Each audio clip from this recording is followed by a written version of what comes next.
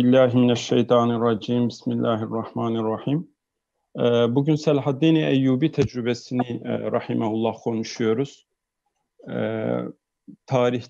Tarihi bir tecrübenin bugünü aydınlatmasını umuyoruz, bekliyoruz.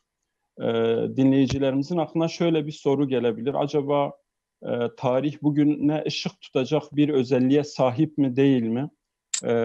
Bu hususu biraz sorgulamak, tarihin önemini aktarmak istiyorum. Ayrıca tarihten istifadeyi engelleyen bazı hususlara değinmek istiyorum. Öncelikle Allah Teala'nın kozmik alemde, kainatta geçerli cari yasaları olduğu gibi, bir yerçekim yasası gibi, bir maddenin sıcaklıkta genleşmesi gibi ve benzeri çok sayıda kozmik alemde Allah Teala'nın sünnetleri var, yasaları var.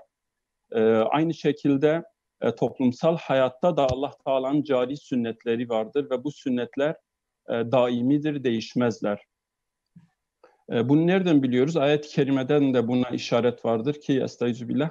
فَهَلْ يَنْظُرُونَ إِلَّا سُنَّةَ الْاَوَّلِينَ فَلَنْ تَجِدَ لِسُنَّةِ اللّٰهِ تَبْد۪يلًا وَلَنْ تَجِدَ لِسُنَّةِ اللّٰهِ تَحْو۪يلًا diye buyuruyor Allah Teala.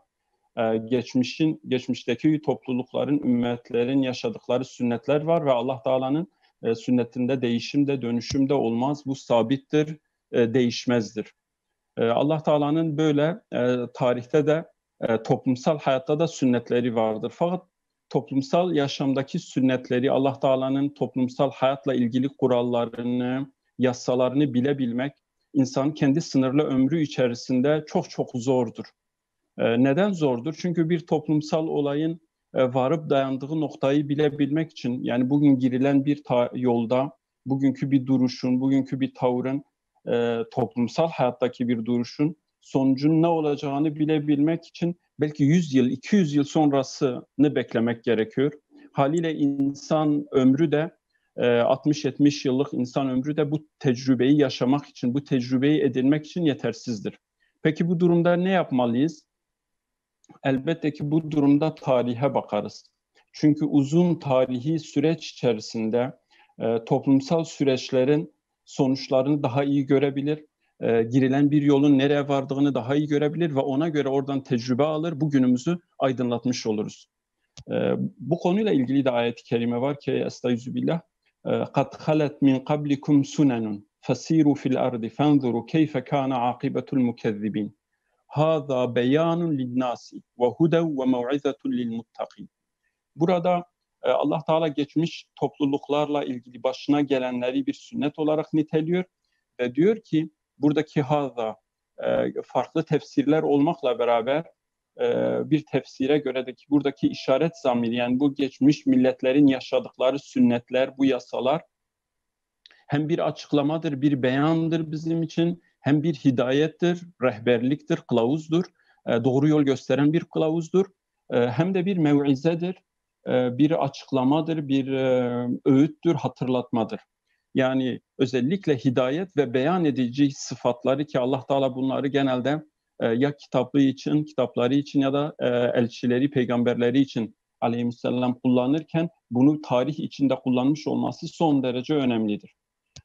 Yani tarih bizim için bir kılavuzdur, bir rehberdir. Biz toplumsal yasaları oradan çıkarıp öğrenebiliriz. Ama bununla beraber دكتور أيدي أوشك الوقت أوشك الوقت تفضل انتهيت. أكمل فينا تفضل.